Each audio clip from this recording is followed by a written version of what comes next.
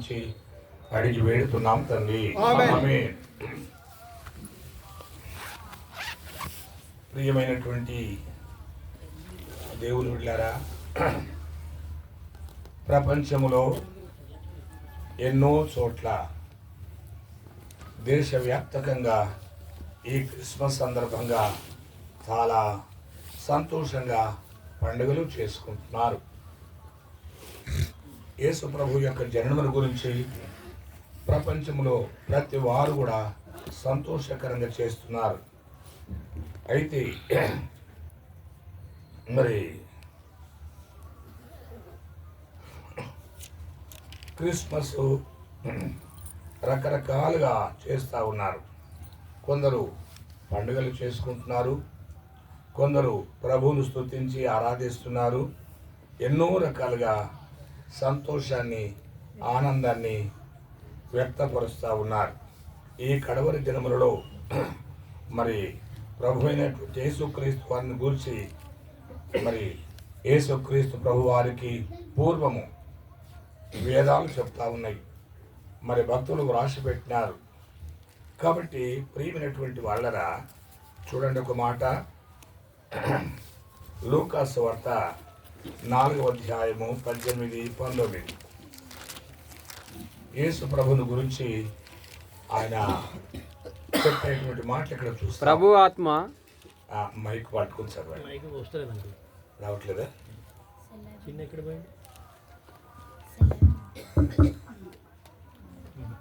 అసలు ఇక్కడ ఇది తీసుకోండి. సరే పిల్లలు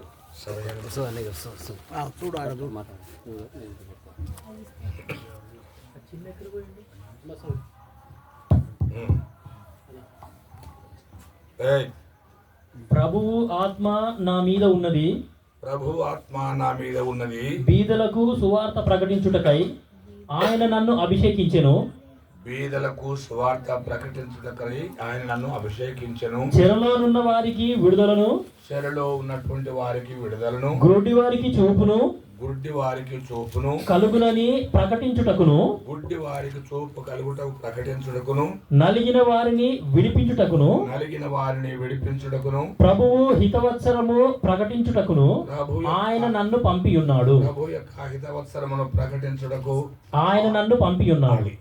కనుక ఆయన పంపించబడ్డది. అంటే క్రిస్మస్ అంటే ఏమిటి? యేసుక్రీస్తు ప్రభు వారు ఈ లోకానికి పంపించబడటానికి, గురుడ్డి వారికి చూపు ఇవ్వటానికి, మరి చెరలో ఉన్నటువంటి వారిని విడిపించడానికి, దీని కొరకే నన్ను పంపించినాడు అని అంటాడు. చూడండి, యోహాను సువార్త 3వ అధ్యాయము 16వ వచనం. యోహాను సువార్త 3వ అధ్యాయము 16వ వచనం. దేవుడు లోకమును ఎంతో ప్రేమించెను. కాబట్టి ప్రియమైనటువంటి వాళ్ళరా, దేవుడు లోకమును అంటే ఈ ప్రపంచములో ఉన్నటువంటి ప్రతి మానవుడు, దేవుడు లోకము. లోకం అంటే మనుషులే కానీ మట్టి కాదు, మనుషులే కానీ మట్టి కాదు. ఈ మనుషుల్ని అనగా లోకాన్ని తండ్రి అయినటువంటి దేవుడు అనగా సృష్టికర్త అయినటువంటి దేవుడు అనగా ప్రపంచాన్ని కలిగించినటువంటి ఆ జగద్రక్షకుడు దేవుడు లోకాన్ని అనగా నిన్ను, నన్ను, అనేకులని, ప్రాంతీయము కానీ దేశము కానీ, వీరు వారని కానీ ఏ భేదము లేకుండా దేవుడు లోకాన్ని ప్రేమించినాడు. ప్రేమించి ఏం చేసినాడు? ఆయన కుమారుడే లోకానికి పంపించినాడు. ఆయనే యేసు ప్రభుల వారు. ఆయనే యేసు ప్రభుల వారు ఈ లోకానికి పంపించింది దేని కొరకు? ఇంతకుముందే మనం చదువుకున్నాం. గురుడి వారికి చూపు ఇవ్వడానికి, చెరలో ఉన్నటువంటి వారిని విడిపించడానికి, శాంతి సమాధానము కలిగించడానికి కొరకు ఆయన ఈ లోకానికి పంపించబడ్డాడు. ప్రియమైనటువంటి వాళ్ళరా, అయితే ఏమంటాడు? దేవుడు లోకమును ఎంతో ప్రేమించెను, దేవుడు లోకమును ఎంతో ప్రేమించెను, కాగా ఆయన తన అద్వితీయ కుమారునిగా. చాలు, అద్వితీయ కుమారుడు అంటే ఏక కుమారుడు. అద్వితీయ కుమారుడు అనగా ఏకో కుమారుడు అని అర్థము. గనుక దేవుడు లోకమునకు మరి ఎన్నో మేలు చేసినాడు. గనుక ప్రపంచంలో మానవునికి ఎన్నో సౌకర్యాలు కలిగించినాడు. దేవుడు లోకమునకు ఎన్నో ఉపకారాలు చేసినాడు. అందుకే ఎన్నో ఉపకారాలు చేసినాడు అని అంటే, ఎన్నో ఉపకారాలు అనేటువంటి దానికి ఆయన మహోపకారి అని భావం. గనుక ఆయన మహోపకారి గనుక ఈ ప్రకారంగా చేసినాడు. ఏమిటి? మానవుడు నివసించడానికి భూమిని వెలిగించడానికి సూర్య చంద్ర నక్షత్రాలను జ్యోతులను చేసినాడు. తినటానికి ఆహారం ఇచ్చినాడు, త్రాగటానికి నీరు ఇచ్చినాడు, బంగారం ఇచ్చినాడు, బొగ్గు గనులు ఇచ్చినాడు, ఇత్తడి ఇనుము ఎన్నో ఇచ్చినాడు. ఆయుట మరి బాబులు ఇచ్చినాడు. అయితే అన్నీ ఇచ్చినాడు. కానీ మానవుని యొక్క పాపానికి మరి మానవుడు ఇవన్నీ కలిగి ఉన్నాడు. కానీ మానవుడు పాపే ఉన్నాడు. మానవుడు పాపిగా ఉండేది ఆయనకు ఇష్టము లేదు. అందుకొరకే తండ్రి అయినటువంటి దేవుడు యేసుక్రీస్తు ప్రభుని లోకానికి పంపించినాడు. ప్రియమైనటువంటి వాళ్ళరా, ప్రపంచంలో మానవునికి ఎన్ని సౌకర్యాలు అవన్నీ చేసినాడు. కనుక ఆరోగ్యం బాగలేకపోతే ఆక్సిజన్ పెట్టాలంటే లక్షలు ఖర్చు అవుతున్నాయి. ప్రపంచంలో ఎంతోమంది ఉన్నారు, కోట్ల ప్రజలు ఉన్నారు. అయితే వాళ్ళందరికీ సరిపోను ఆక్సిజన్ ఇచ్చినాడు దేవుడు. వారందరికీ సరిపోను వర్షాన్ని ఇచ్చినాడు. ప్రపంచంలో ప్రతి వారికి సరిపోను ఆహారాన్ని ఇచ్చినాడు, డబ్బు ఇచ్చినాడు, మరి ధాన్యం ఇచ్చినాడు, ఆరోగ్యం ఇచ్చినాడు, అన్నీ ఇచ్చినాడు. కానీ ఆత్మలో నీకు శాంతి సమాధానము లేదు. సరిపోతే మానవుడు మనము యమలోకానికి వెళ్ళాలి. అయితే మనల్ని పుట్టించినటువంటి ఆ సృష్టికర్తకు మనము నరకానికి వెళ్ళేది ఆయనకు ఇష్టం లేదు. అందుకొరకే ఆయన కుమారుడైనటువంటి యేసు ప్రభువును ఈ లోకానికి పంపించినాడు. దాన్ని అంటాం, ఇందాక మనం చూసుకున్నాం, దేవుడు లోకమును ఎంతో ప్రేమించినాడు కనుక ఆ కుమారుని ఇచ్చినాడు. ఆ కుమారుని లోకానికి పంపించినాడు. అదే క్రిస్మస్. ప్రియమైనటువంటి వాళ్ళరా, ఆనందం. క్రిస్మస్ అంటే ఆనందం. ఏమిటి ఆనందం? ఎట్లు ఆనందం? ఇక్కడ నిలబడినటువంటి నేను ఒకప్పుడు నాకు ఆనందం లేదు, సంతోషము లేదు, సమాధానము లేదు. చనిపోతే ఏమైపోతానో అనేటువంటి భయం ఉండే. అయితే అలాంటి టైంలో ఒక పామరుడు, విద్య లేనటువంటి పామరుడు యేసుప్రభు వారి గురించి చెప్పినారు. యేసుప్రభుల వారు 2024 సంవత్సరమున ఈ లోకములో జన్మించినాడు. అయితే యేసుప్రభు యొక్క జన్మాన్ని గురించి నాకు వినిపించినప్పుడు నా హృదయంలోనికి నేను ఆహ్వానించినాను. అదే నా జన్మకు కారణం, అదే నా ఆనందానికి కారణం. ఆయనను నా హృదయంలోనికి రాణించిన కారణాన నా సంతోషం ఇంతంత కాదు. నా పాపాలు క్షమించబడ్డవి, నా ఆత్మలో శాంతి కలిగింది, నా ఆత్మలో నెమ్మది కలిగింది. గనక 1978 జనవరిలో యేసు ప్రభు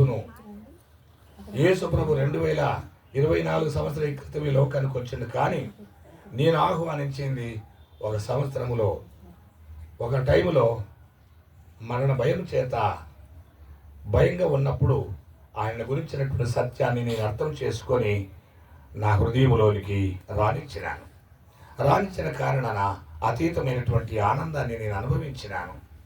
ప్రియమైనటువంటి వాళ్ళరా, నాకు కలిగినటువంటి ఆనందము, నాకు కలిగినటువంటి సంతోషము ఈ పండుగ సందర్భంగా, ఈ పండుగను పురస్కరించుకొని మీకు చెప్పడానికి కొరకై దేవుడు అనుమతించినాడు. కనుక ఏమి ఉన్నా శాంతి లేకపోతే అంతా శూన్యమే. ధనధాన్య సంపదలు నీకు కలిగి ఉన్న మనసులో నెమ్మది లేకపోతే ప్రయోజనము లేదు. ఒక పాట అంటాడు, మనులు మాణిక్యములున్న మేడ మిద్దెలు ఎన్నున్నా మదిలో యేసు లేకపోతే ఏమి ఉన్నా అంతా సున్నా. సున్నా ఎన్ని సున్నలు పెడితే సున్ననే. సున్నల పెంట ఒక్క గీత పెడితే చాలు, విలువ వచ్చింది. నేను ఆ బ్రతుకుకు విలువ కావాలంటే ఆ సున్నల ప్రక్కన ఆ గీతనే దేవుడు.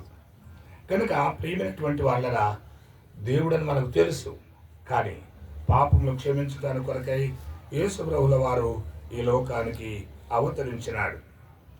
ఆయన ఈ లోకంలో అవతరించినప్పుడు, బేత్లెహేములో జన్మించినప్పుడు, ఆ బేత్లెహేములో పశువుల పాక ఆయనకు అనుగ్రహించినారు. పశువుల పాకలో పశువుల తొట్టి ఇచ్చినారు. గమనించండి, లోకరక్షకుడు ఈ లోకానికి అవతరించినప్పుడు బేత్లెహేములో పశువుల తొట్టినిచ్చినారు. పశువుల తొట్టిలో ఇచ్చినప్పుడు దేవదూతలు పాటలు పాడినారు.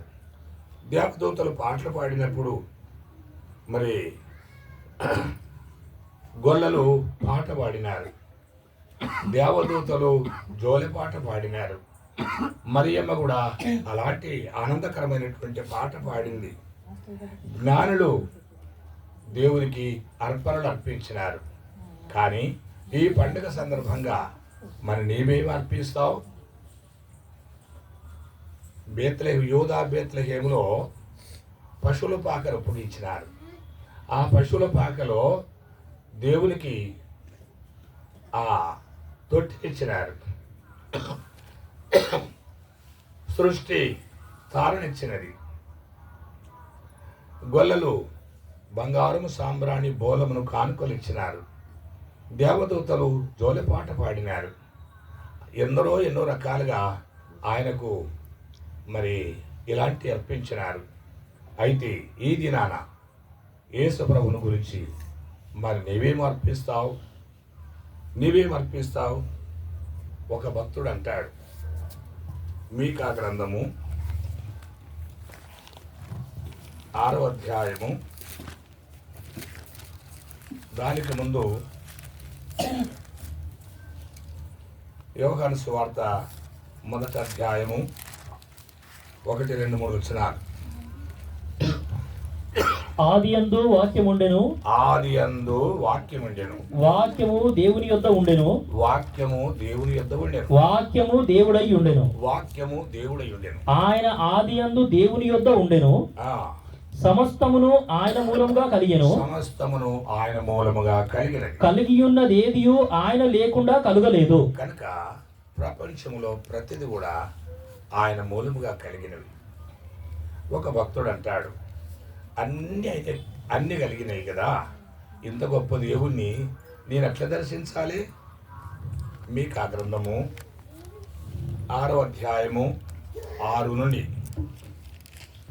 ఏమి తీసుకుని వచ్చి నేను యెహోవాను దర్శింతును, ఏమి తీసుకొని వచ్చి మహోన్నతుడైన దేవుని సన్నిధిని నమస్కారం చేతును, నమస్కారం చేసేదను. దహన బలులన ఏడాది దూడలను అర్పించి దర్శింతునా, దూడలను దహన బలి అర్పించుదునా, వేల కొలది పొట్టేళ్లను, వేలాది నదులంత విస్తారమైన తైలమును ఆయనకు సంతోషం కలుగజేయునా. ఇవన్నీ ఆయనకు సంతోషమిస్తాయా? నా అతిక్రమమునకై నా జ్యేష్ఠ పుత్రుని నేనిత్తునా, నా అతిక్రమమునకు అనగా నా పాప విమోచన కొరకై నా కుమారుని ఇచ్చదనా, నా పాప పరిహారమునకై నా గర్భఫలమును నేనిత్తునా, నా పాప పరిహారము కొరకై నా గర్భఫలాన్ని ఇస్తున్నా. మనుషుడా, ఏది ఉత్తమమో అది నీకు తెలియజేయబడి ఉన్నది. గమనించండి, మనుషుడా, ఏది ఉత్తమమో ఏది తేలికైందో అది నువ్వు గ్రహించాలి. న్యాయముగా నడుచుకొనుటయు, కనికరమును ప్రేమించుటయు, దీన మనస్సు కలిగి నీ దేవుని ఎదుట ప్రవర్తించుటయు, దీన మనసు కలిగి నీ దేవుని యొద్ద ప్రవర్తించుటయు ఇంతే కదా యెహోవా నిన్ను అడుగుచున్నాడు. ఇంతే కదా దేవుడు నిన్ను అడుగుతున్నాడంట. మరి దీన మనసు, కనికెరము, ఈ ప్రేమ ఎలా వస్తుంది? ఏ ప్రకారంగా వస్తుంది? ఒక ఆయన అంటాడు బైబిల్లో, అవన్నీ నాకు కావాలి, నాకు ఇవ్వండి అని బంగారం పెట్టినాడు, డబ్బులు పెట్టినాడు. డబ్బులు పెడితే దొరికేది కాదది. నీ సంపదను పెడితే దొరికేది కాదది. ఒకవేళ డబ్బులు పెట్టి దొరికేది అయితే ప్రపంచంలో మనకు దొరకకుండా అడ్వాన్స్గా దాచిపెట్టుకునేటువంటి వారు. కానీ దేవుడు ఉచితంగా ఇవ్వాలని ఆయన ఆశిస్తున్నాడు. ఇవన్నీ ఇవ్వటానికి కొరకై కాదు. దేవుడు నిన్ను అడిగేది ఏమిటంటే సామెతలు 23:26. సామెతలు 23:26. నా కుమారుడా నీ హృదయమును నాకిమ్ము. నా కుమారుడా నీ హృదయము నాకిమ్ము. చాలు. నా కుమారుడా నీ హృదయము నాకిమ్ము. గమనించండి, పిలిచేది దేవుడు. దేవుడు అంటే పరిశుద్ధుడు, దేవుడు అంటే పవిత్రుడు, దేవుడు అంటే నిష్కల్మషుడు, దేవుడు అంటే పాపులలో చేరక ప్రత్యేకంగా ఉన్నటువంటి వాడు. నీవు ఎలాంటి వాడివినా, ఎంత మూర్ఖుడు అయినా, ఎంత పాపి అయినా ఆయన నిన్ను పిలిపేటంటే కుమారుడా అని పిలుస్తున్నాడు. ఎంత ప్రేమ కలిగినటువంటి పిలుపండి. కనుక అడిగేది ఏంటంటే నీ హృదయాన్ని అడుగుతున్నాడు. హృదయము ఎలాంటిదంటే ఇర్మియా ఎంత 16 హృదయం అన్నిటికంటే అది ఘోరమైన వ్యాధి. ఘోరమైన వ్యాధి అంటే మా చిన్నతనంలో ఘోరమైన వ్యాధి అంటే కుష్ఠరోగాన్ని ఘోరమైన వ్యాధి అంటారు. పెద్ద రోగం అనేవాళ్ళు. అన్నిటికంటే పెద్ద రోగం కుష్ఠరోగం. దాన్నే ఘోరమైన వ్యాధి అంటారు. కనుక ఆ వ్యాధి ఏం చేస్తుందంటే, కుష్ఠరోగం ఏం చేస్తుంది? ముక్కును, కాలు, చేతులు, వ్రేళ్ళు అంతా తినేస్తూ ఉంటుంది. సుందరంగా ఉన్నటువంటి అవయవాలన్నీ పాడు చేస్తూ ఉంటుంది. ఇది బాహ్యంగా కనిపించేటువంటి కుష్ఠరోగం. అంతరంగంలో కనిపించేటువంటి కుష్ఠరోగాన్ని బట్టి యెషయా గ్రంథం 1:6. యెషయా గ్రంథము 1:6. అరకాలు మొదలుకొని తల వరకు, అరకాలు మొదలుకొని తల వరకు స్వస్థత కొంచెమైనను లేదు. చూసారా? అంటే ఆరోగ్యం పాడైపోయింది. అరకాలు మొదలుకొని తల వరకు కనిపించే అవయవాలు కానీ కనిపించనటువంటి అవయవాలు కానీ పూర్తి పాడైపోయినవి. స్వస్థత కొంచెం కూడా లేదు. ఎక్కడ చూసినా గాయములు, దెబ్బలు, పచ్చి పుండ్లు, అవి పిండబడలేదు, కట్టబడలేదు, తైలంతో మెత్తన చేయబడలేదు. కనుక కళ్ళు చూస్తామా? కళ్ళు పాపముతో కూడినటువంటి పాపము కళ్ళు. చెవులు చూస్తామా? పాపము చెవులు, సాడీలు వినే చెవులు. నాలుక చూస్తామా? ప్రకృతి చక్రానికి చిచ్చు పెట్టేటువంటి నాలుక. గనక పాదాలు చూస్తామా? దొంగ త్రోవలు నడిచేటువంటి పాదాలు. గనుక ఇంకా శరీరములో ఉన్నటువంటి ప్రతి భాగం పాడైపోయినది. ప్రతి భాగం పాడైపోయింది. అందుకొరకే ఎక్కడ చూసినా స్వస్థత లేదు. ఇలాంటివి కాకుండా చూడండి, మార్కు సువార్త 7వ అధ్యాయము 21-22. లోపలి నుండి అనగా, లోపల నుండి అంటే లోపలంటే అనగా మనుషుల హృదయములో నుండి. అది ఈ పాపాలకు కేంద్రము హృదయం.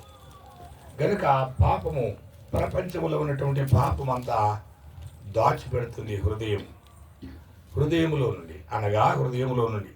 దురాలోచనలను, ఒకటి దురాలోచన, జారత్వములను, దొంగతనములను, నరహత్యలు, వ్యభిచారములను, లోభములను, చెడుతనములు, కృత్రిమములను, కామ వికారమును, వికారమును, మత్సరమును, మత్సరము, దేవదూషణయు, దేవదూషణ, అహంభావమును, అహంభావమును, అవివేకమును వచ్చును. అవివేకమన్నీ వస్తాయి. ఈ చెడ్డవన్నీ చెడ్డవన్నీ లోపలి నుండియే బయలు వెళ్ళి, లోపల నుండి అనగా హృదయములో నుండి బయలు వెళ్ళి మనుషుని అపవిత్రపరచునని ఆయన చెప్పెను. కనుక మనుషుడు అనబడినటువంటి నీవు అపవిత్రుడు గనుక ఇలాంటి పాపాలు కలిగినటువంటి మానవుడు దేవుని మొక్కటానికి యోగ్యుడు కాదు. ప్రియమైనటువంటి వాళ్ళరా, మన చేతులు అశుభ్రంగా ఉంటే టీ ఇస్తే మనం తీసుకోలేము. మన చేతులు బాగా లేకుండా టిఫిన్ పెట్టినా తీసుకోలేము, అసహ్యించుకుంటాం. కానీ నీ లోపల ఈ పాపాలన్నీ ఉన్నవి. ఈ పాపాలన్నీ కలిగి దేవుని మొక్కితే ఆయన అంగీకరించాడు. మన మన మన మొక్కుబళ్ళు ఆయనకు అంగీకారంగా ఉండవు. ఈ చెడ్డవన్నీ బయలు వెళ్ళి మనుషుల్ని అపవిత్రపరుస్తున్నాయి. ఇలాంటి అపవిత్రమైనటువంటి మానవుని పవిత్రంగా చేయటానికి కొరకై ఆయన కోరేది ఏంటంటే హృదయాన్ని అడుగుతున్నాడు. నా కుమారుడు ఆయన హృదయం నాకిమ్ము అని అంటున్నాడు. కనుక హృదయాన్ని ఇస్తే ఆయన హృదయాన్ని శుభ్రం చేస్తాడు. ఈ హృదయంలో ఉన్నటువంటి పాపాలు కడగటానికే, క్షమించటానికి కొరకే ఆయన ఈ పాడైపోయిన హృదయములో నీవు ఆహ్వానించటానికి కొరకై ఈ లోకానికి వచ్చినాడు. కనుక నీవు ఆయన అంగీకరిస్తే చాలు, నీ లోపల ఉన్నటువంటి పాపం అంతా తీసివేస్తాడు. మానవుడు పాపము తీసివేసుకుంటానికి కొరకు ప్రయత్నం చేస్తున్నాడు. చూడండి, ఇర్మియా 2:22, ఇర్మియా గ్రంథము 2వ అధ్యాయము 22వ వచనం. నీవు క్షారముతో కడుగుకొనినను, నీవు క్షారముతో కడుగుకొనినను. క్షారముతో అంటే క్షారం అనగా తెలుపు, కనుక మనసు సంబంధి అలాంటిది. క్షారముతో కడుగుకొనినను, విస్తారమైన సబ్బు రాచుకొనినను. విస్తారమైన సబ్బే కాదు, హౌజు చేసుకొని దాని నిండా సబ్బు నీళ్ళు పెట్టి దాంట్లో దుంకినా నీ దోషము మరక వలె నాకు కనబడుచున్నది. అది ఇందాక చూసినాం కదా, నీ దోషాలన్నీ మరక వలె కనబడుతుంది. కనుక ఆ మరక తీసేయాలంటే మన వల్ల కాదు, దేవుడే తీసేయాలి. గనుక రక్తము చెందించకుండా మానవునికి పాపక్షమాపణ కలగదని సామాన్యముగా చెప్పవచ్చునంటాడు. గనుక ఆయన మన కొరకే జన్మించినాడు, మన కొరకే మరణించినాడు, మన కొరకు సమాధి చేయబడ్డాడు, మన కొరకే తిరిగి లేచినాడు.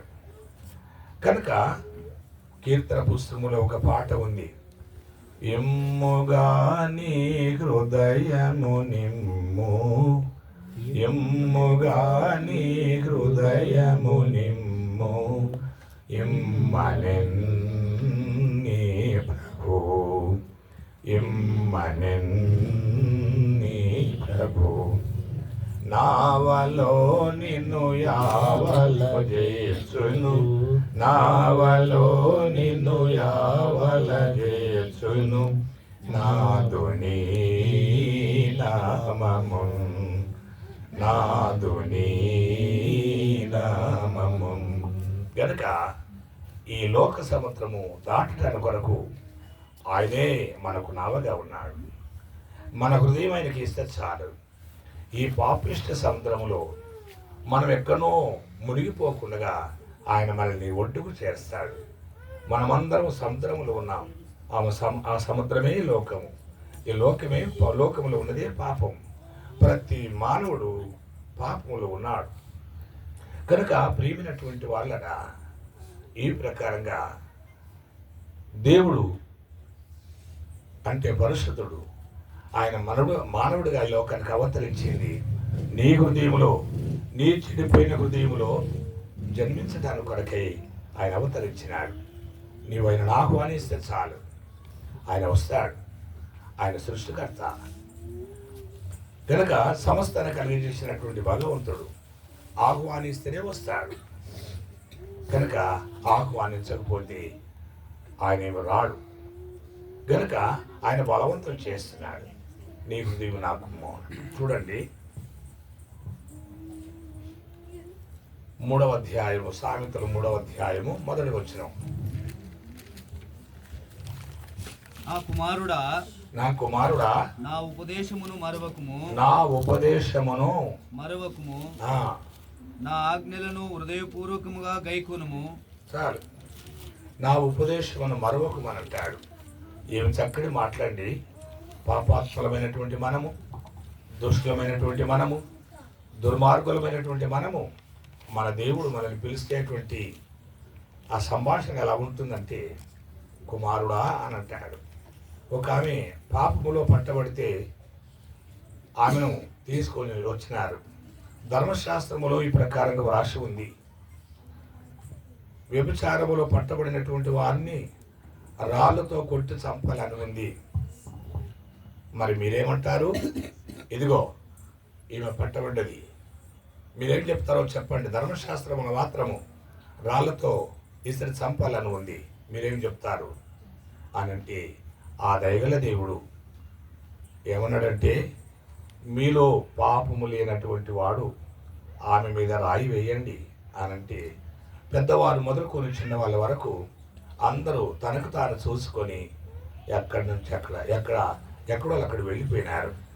అక్కడ ఒక చక్కటి మాట యేసు ప్రభువుల వారు అన్నాడు, పాపములో పట్టుబడినటువంటి వ్యక్తిని ఆమె ముఖం కిందికి వంగిపోయింది, తల ఎత్తడానికి యోగ్యురాలు కాదు, భయపడతా ఉంటుంది. అలాంటి టైములో ఆ భగవంతుడు, ఆ కరుణామయుడు యేసు ప్రభువుల వారు అన్నాడు, అమ్మా అని పిలిచినాడు. ఒక తప్పు చేసినటువంటి వ్యక్తి మనం కనపడితే వాళ్ళ ముఖం చూడటానికి మనం ఇష్టం ఉండదు. మనమే దేవలోకం నుంచి ఓడిపడ్డట్టుగా ఫీల్ అవుతాం. నేను ఎంతో మంచి వ్యక్తిని అని అనుకుంటాం. కానీ పాపం లేనటువంటి పాపరహితుడు, పరిశుద్ధుడైనటువంటి దేవుడు, నిష్కల్మషుడు, పాపులలో చేరక ప్రత్యేకంగా ఉన్నటువంటి ఆ భగవంతుడు అమ్మా అని పిలిచినాడు. అమ్మాని పిలవగానే ఆమె తల ఎత్తి చూసినది. వారు ఎవరు నీకు శిక్ష విధించలేదా అంటే, లేదయ్యా అని అన్నాడు. నేను కూడా నీకు శిక్ష విధించను, ఇక వెళ్ళి పాపం చేయకు అని అన్నాడు. గనక ఆమె జీవితము మారిపోయేది. ఆమె బ్రతుకు ఎంతో పావనముగా అయినది. చాలా సంతోషించినది.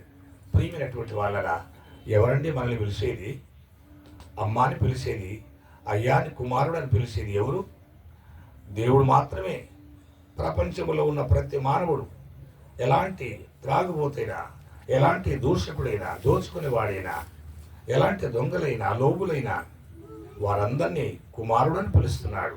నిజమే, ఆయన సృష్టించినాడు, ఆయన చేతుల మీద చేసినాడు ఆదామవ్వల్ని. ఆదామవ్వల నుండి వచ్చినటువంటి మానవ జాతి అంతా ఆయన ద్వారానే జన్మించినారు, ఆయన ద్వారానే సృష్టించబడ్డారు. ఆయన ఊపిరి, ఆయన స్వరూపం. కనుక ప్రియమైనటువంటి వాళ్ళగా కుమారుడా అని పిలుస్తున్నాడు. చదవండి 3వ అధ్యాయము 1వ వచనం. నా కుమారుడా, నా కుమారుడా, నా ఉపదేశమును మరవకుము. కనుక ఉపదేశం వినటానికి మంచిది. ఉపదేశం వింటే మంచిది. ఉపదేశం వింటే మంచిది. చూడండి ఇర్మియా 16:16, 6వ అధ్యాయం 16వ వచనం. యెహోవా ఈలాగు సెలవిచ్చుచున్నాడు, యెహోవా ఇలాగు సెలవిచ్చుచున్నాడు, మార్గములలో నిలిచి చూడుడి. మార్గములలో అనగా మార్గం అంటే దేవుడు, మార్గం అంటే సత్యము, మార్గం అంటే జీవము. మార్గములో నిలుచుండి చూడుడి. పురాతన మార్గములను గూర్చి విచారించుడి. పురాతన మార్గమును గూర్చి విచారించాలి. పురాతన మార్గం అంటే మనం అనుకుంటాం 2024 క్రీస్తు శకము 24 అని అనుకుంటాం. అంతకు ముందు క్రీస్తుకు ముంగుర్తుగా బలులర్పించినారు. వేదాలు చెప్తున్నవి, వేదాల్లో ఆయన గురించి రాసి ఉన్నవి. పురాతనములో ఉన్నాడు. గనక భూమికి పునాది వేసినప్పుడు నువ్వు ఉన్నావా? సముద్రముకు అద్దులు ఏర్పాటు చేసినప్పుడు నీవు ఉన్నావా అని అంటాడు. పురాతనమైన మార్గమును గురించి విచారించుడి, మేలు కలుగు మార్గం ఏదని తెలుసుకొని అందులో నడుచుకోనండి. అయ్యా, మేలు కలిగే మార్గము దేవుడే. మేలు కలిగే మార్గము యేసుప్రభుల వారు జన్మించినాడు, ఆయనే క్రిస్మస్. మేలు కలిగే మార్గం ఏదని తెలుసుకొని అందులో నడుచుకోండి. నడిస్తే ఏమవుతుంది? ఏమండి? అప్పుడు మీకు నెమ్మది కలుగుతుంది అంటాడు. నెమ్మది, శాంతి, సమాధానం. కనుక హైదరాబాదు వెళ్ళి బట్టలు తెచ్చుకోవాలంటే మంచి షాప్ ఎక్కడ దొరుకుతుందంటే అక్కడ దొరుకుతుందని పోతాం. బంగారం కావాలంటే వెళ్తాం. కానీ శాంతి కావాలి, శాంతి దొరికే షాప్ ఎక్కడుంది? ఎక్కడ లేదు. ఆయనే దేవుడే శాంతి, దేవుడే సంతోషం, దేవుడే నెమ్మది. కనుక ఆయనని హృదయంలో రాణిస్తారు చాలు. మేలు కలుగు మార్గం మీద తెలుసుకొని అందులో నడుచుకునేటప్పుడు మీకు నెమ్మది కలుగును అని అంటే వచ్చిన సమాధానం ఏంటి? మేము అందులో నడుచుకోం, మేము అందులో నడుచుకోనమంటారు. కనుక ఆ ప్రియమైనటువంటి వాళ్ళరా, కనుక ఎన్నో తప్పుడు పనులు చేస్తే ఎవరేమన్నారు? మానుకుంటే మాత్రమే కష్టం. మేము అందులో నడుచుకోమని అంటారు. 22:21 ఇర్మియా 22:21. నీ క్షేమకాలములలో నీతో మాట్లాడితిని గాని, నువ్వు మంచిగా ఉన్నప్పుడు నేను మాట్లాడినాను కానీ నేను విననని నీ వంటివి. నేను వంటివి. నా మాట వినకపోవుటే నీ బాల్యం నుండి నీకు వాడుక. కనుక చిన్నప్పటి నుంచి నీకు వాడుక. 6వ అధ్యాయం 10వ వచనం. 6వ అధ్యాయం 10వ వచనం.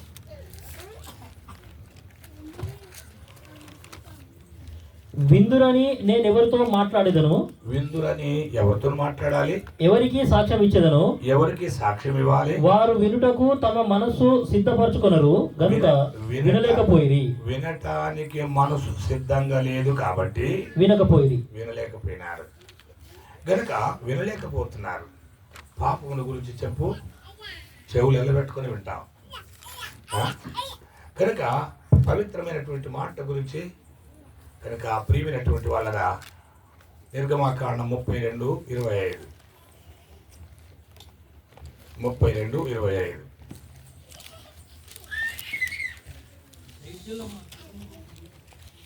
ప్రజలు విచ్చలవిడిగా తిరుగుట మోసే చూచెను.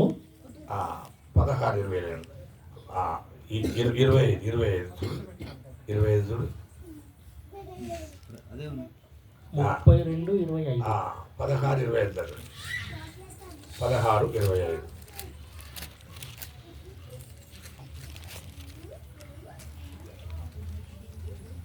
మోషే నేడు దాని తినుడి, నేడు దాన్ని తినండి. నేటి దినము యెహోవాకు విశ్రాంతి దినము, నేటి దినము దేవునికి విశ్రాంతి దినము. నేడు అది బయట దొరకదు. చాలు, అది బయట దొరకదు. బయట దొరికేటి బూతులు, బయట దొరికేటి పోకిరి మాటలు, బయట దొరికేది ప్రతి పాపం దొరుకుతుంది. అయితే మనము మన జీవితాన్ని మన బ్రతుకుని బాగు చేసుకునేటువంటి మాటలు బయట దొరకవు. కనుక ఇదే మిక్కిలి అనుకూలమైన సమయం. దేనికి? నీ బ్రతుకును బాగు చేసుకునటానికి. నీ జీవితాన్ని పావనముగా కావాలంటే ఇదే హెబ్రీ పత్రిక 3వ అధ్యాయం 2వ వచనం, లేదా 2వ అధ్యాయం 3వ వచనం అనుకుంటాను. ఇదే మిక్కిలి అనుకూలమైన సమయం అన్నమాట.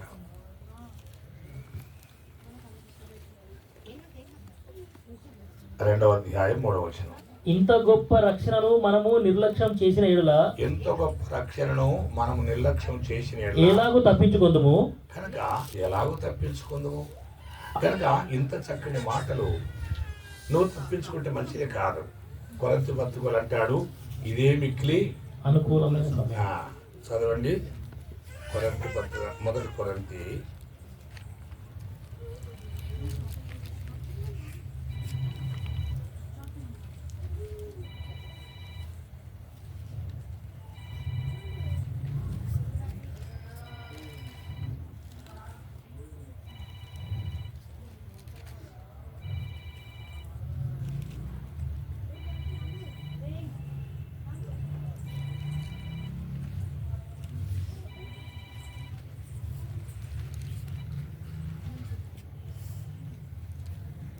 కొరింథీ 6:2.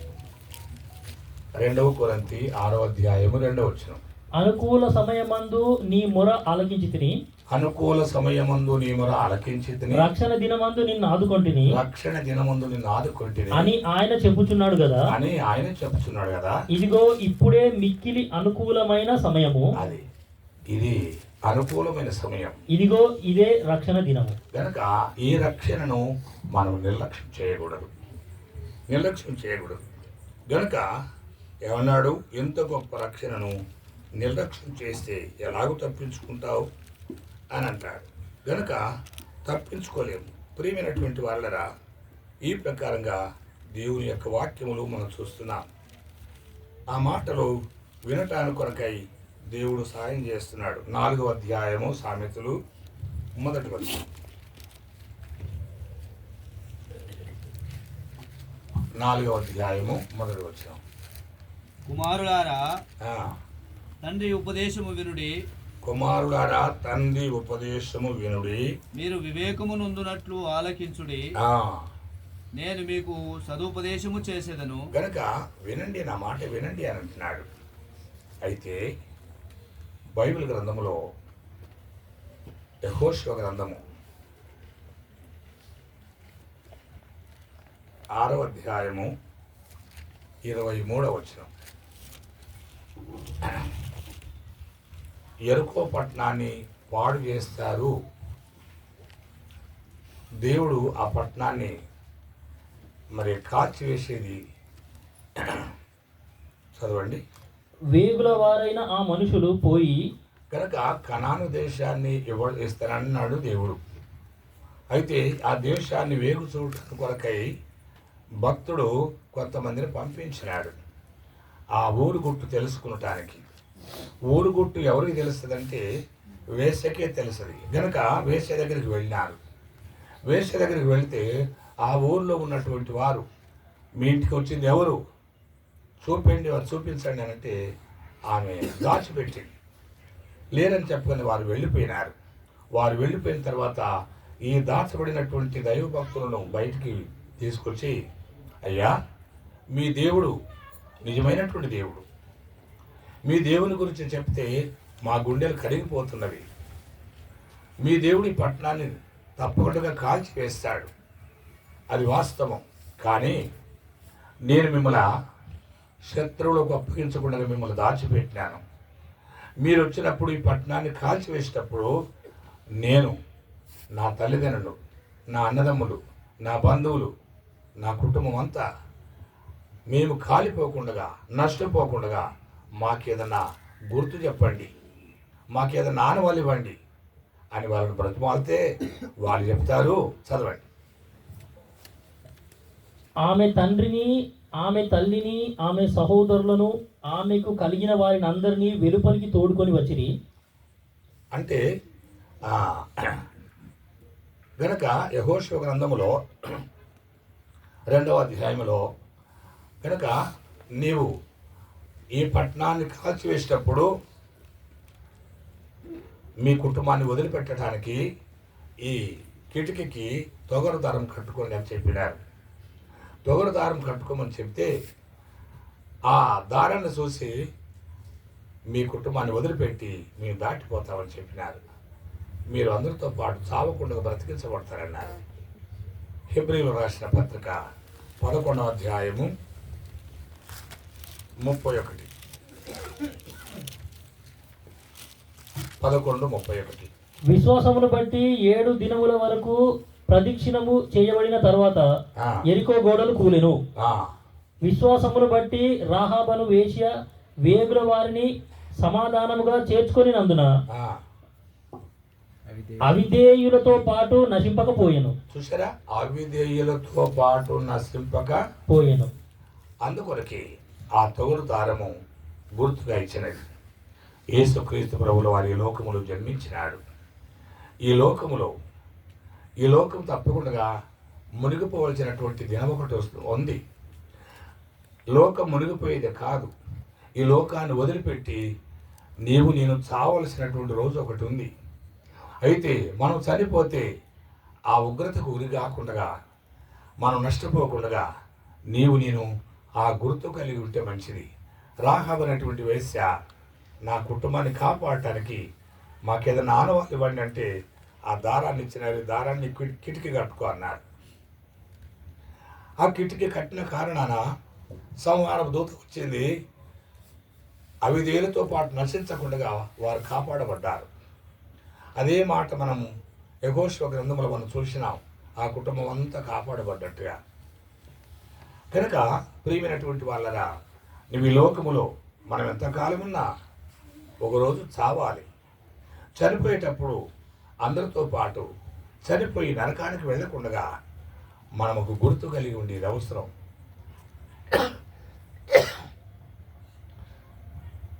యేసు ప్రభువుల వారు ఈ లోకములు జన్మించినాడు. అయితే నీ హృదయములు జన్మించాలని ఆయన కోరుతున్నాడు. నీ హృదయములు ఉండాలని ఆయన కోరుతున్నాడు. నీ పాపమునంతా క్షమించాలని కోరుతున్నాడు. ఆయన నీ కొరకు మరణించినాడు.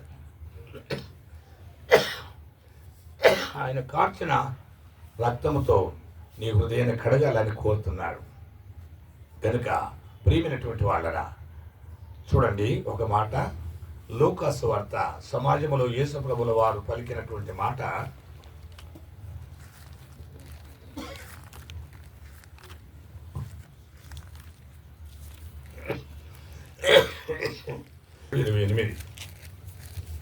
లూకా 11వ అధ్యాయము 27-28.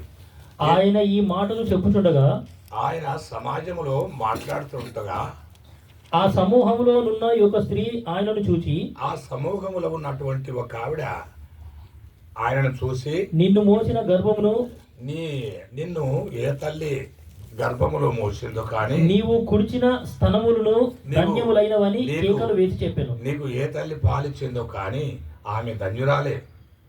నిన్ను కన్నామె ధన్యురాలు, నీకు పాలిచ్చి పెంచినామె ఎంతో ధన్యురాలు అంటే దేవుడు అన్నాడు.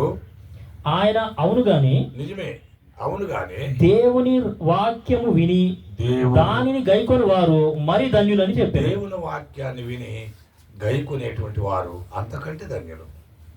మరియమ్మ ఆమె శారీరకంగా కన్నది. నేను మరి గుడ్డిగా ఆయన నమ్ముకుంటే మనం ఎంతో ధన్యులం. చివరిగా ఒక మాట చదువుకొని ముగించుకుందాం. 1 పేతురు 1:8-9. 1 పేతురు 1వ అధ్యాయం 8వ వచనం 9వ వచనం. మీరు ఆయనను చూడకపోయినను ఆయనను ప్రేమించుచున్నారు. మీరు ఆయనను చూడకపోయినను ఆయనను ప్రేమించుచున్నారు. గమనించండి ఒక మాట, ఆగండి. మనం చూడలేదు. దేవుడు చేసినటువంటి కార్యాలు, దేవుని భక్తులు చేసినటువంటి కార్యాలు ఆత్మదేవుడు ఒక గ్రంథపూర్వకంగా పుస్తకపూర్వకంగా రాసి పెట్టినాడు. ఇప్పుడు మనకు కళ్ళ అవసరం లేదు. ఆయన ఇట్లా కనిపించినాడు, అట్లా కనిపించినాడు, ఏం అవసరం లేదు. ఆయన మాటలు వింటే చాలు. అవును కానీ ఇప్పుడు ఆయనను కన్నులారా చూడకయే విశ్వసించుచు కాదు. సమాజంలో ఉన్న స్త్రీ అవును కానీ ఆయన మాటలు విని, ఆయన వాక్యం విని గైకొని వారు మరి ధన్యులు. ఆ వాక్యాన్ని విని గైకొనేటువంటి వారు అంతకంటే ధన్యులు అని అన్నాడు. సరే, ఇప్పుడు పేతురు పత్రిక చదవండి. మీరు ఆయనను చూడకపోయినను ఆయనను ప్రేమించుచున్నారు. దేవుడు అనేటువంటి ఉద్దేశంతో ప్రేమిస్తున్నాం. మనం చూడలేదు. దేవుణ్ణి ఎవరు చూడలేదండి, ఎవరు చూడలేదు.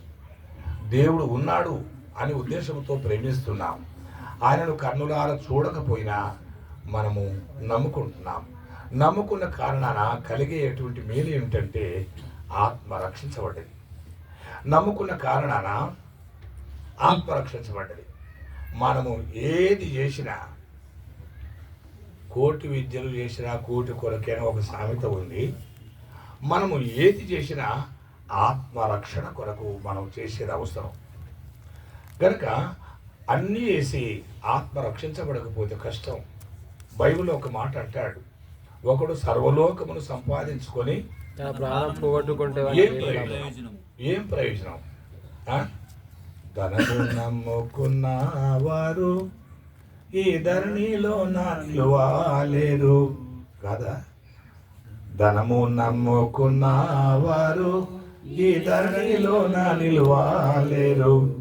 వారు పాము నోట కప్పవలే సాగిపోదురు సమాధికి. గనుక నమ్మవద్దు నమ్మవద్దు ఈ మాయాలోకం నమ్మవద్దు. ఇది ఆశా చూపి మోసం చేయు ఈ పాడు లోకం నమ్మవద్దు. కనుక మనము సంపాదించింది ఏది రాదు. ఏమొస్తాయి మరి? పాపాలు వస్తాయి. ఏమి రాదు వెంట నీకు ఎందుకు తెలియదు ఏలయ్యతంట. ఎవరు రాదు వెంట అవి వినాయని అది పడకుము. ఎవరికి నేనని ఎగిరి పడకుము. భూవిధనమంతయు బూడిద సమము. శవము మాత్రమే చేరున స్థలము. ఏమి రాదు వెంట నీకెందుకు తెలియదు ఏలయ్యతంట. ఏమి రాదు వెంట. చివరికి వచ్చిన ఏమంటాడంటే నీతో వచ్చు నీ పాపములే. పాపాలు ఎక్కడి దాకా వస్తాయంటే నరకములో పట్టించేదాకా. పోలీస్ స్టేషన్లో పోలీస్ అయినా దొంగను పట్టుకొని పోయి పోలీస్ స్టేషన్ వేసేదాకా పట్టుకుంటారు అన్నట్టుగా పాపము నీ నరకను పట్టించేదాకా వదలడు. కనుక మరణము ఎప్పటికి మనల్ని వెంటాడుతుంది. కూర్చుంటే కూర్చుంటుంది. ఏంటిది కూర్చుండేది? నీడవలే మరణము మన చెంత విడువక వెను వెంటాడుని. నీటి బుగ్గను పోలిన బ్రతుకే గాలి కొరకే ప్రయాసము. నిలవరమైన పట్టణమే మన కిలలో లేదుగా మానవా. నీడ కూర్చుంటే కూర్చుంటుంది, పడుకుంటే పడుకుంటుంది, నిలబడితే నిలబడుతుంది, నడిస్తే నడుస్తుంది. అదే ప్రకారం పాపం అట్లే ఉంటుంది. పట్టించేదాకా వదిలిపెట్టదు. అలాంటి గతి రాకమునిపి ఇదే మిక్కిలి అనుకూల సమయము. ఇదే రక్షణ దినము. ఈ రక్షణ దినాన్ని నిర్లక్ష్యం చేస్తే ఎలాగూ తప్పించుకుంటావు అని అంటారు. కాబట్టి యేసుక్రీస్తు ప్రభువును స్వంత రక్షకునిగా అంగీకరించవలసిందిగా మనవి చేస్తున్నాం. ప్రార్థన చేస్తాం. ప్రభాకరణ ప్రార్థన చేస్తున్నా. మా ప్రియ పరలోకపు తండ్రి, ఈ యొక్క సాయంకాల సమయంలో మరి ఒకసారి నీ యొక్క బంగారు పాదముల దగ్గర సాగిలు పడి ప్రార్థించుకుంటా ఇచ్చిన ఈ సమయాన్ని బట్టి వందనాలు తండ్రి. ఇప్పుడు వరకు మీ యొక్క బిడ్డ చెప్పిన వాక్యాన్ని నీరు కట్టి ఫలింపచేయమని మీ సన్నిధిలో ప్రార్థించుకుంటున్నాం. మరి నాయన ఈ దినాన మరి ఈ యొక్క గృహంలో నీ యొక్క సువార్త చెప్పుకోవడానికి అనుమతి ఇచ్చిన దేవా నీకే వందనాలు తండ్రి. ఈ చుట్టుపక్కల వాళ్ళకి నీవు సువార్త చెప్పుకునే భాగ్యం మాకు ఇచ్చినందుకు నీకు వందనాలు తండ్రి. ఆయన ఇంటి వాళ్ళని ఆశీర్వదించుము తండ్రి. సువార్త విషయంలో వాళ్ళకున్న ప్రేమను బట్టి నీకు వందనాలు తండ్రి. ఈ విధముగా నీ సన్నిధిలో నేను ప్రార్థించుకోవడానికి మరి మా సంఘముగా మాకు ఇచ్చిన ఈ యొక్క అనుమతులను బట్టి నీకు వందనాలు చెల్లించుకుంటూ యేసుక్రీస్తు ప్రభునామమున ఈ యొక్క కొద్ది స్తుతి ప్రార్థన సమర్పించుకుంటున్నాను తండ్రి. మన తండ్రి అయిన దేవుని ప్రేమ, ప్రభు అయిన యేసుక్రీస్తు కృప, పరిశుద్ధాత్మ సహవాసము యుగములకు పూర్వం ఇప్పుడును సర్వయుగములకు ప్రత్యేకంగా ఈ కుటుంబంలో ఉన్నటువంటి సభ్యులకు సదాకాలము తోడైండును గాక. ఆమేన్. దేవునికే మహిమ.